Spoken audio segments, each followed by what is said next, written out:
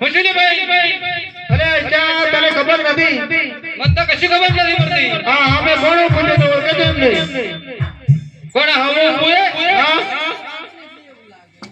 આ તો પેલા પોકણ કરવાના અજમેર રાજા જેવું લાગે છે મને. અજમેર લાગે છે એટલે આપણે વાવડું ના દેવાય આજે. હું તાર ભાઈ અરે તને ખબર નથી? નથી ખબર.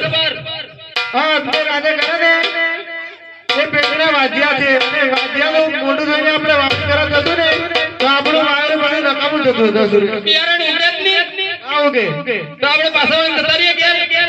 પાછા વાળીને એવું કામ કર આવડો પર ન ભરી જા. આ તો એવું કરીએ. આવડો ભરી જા.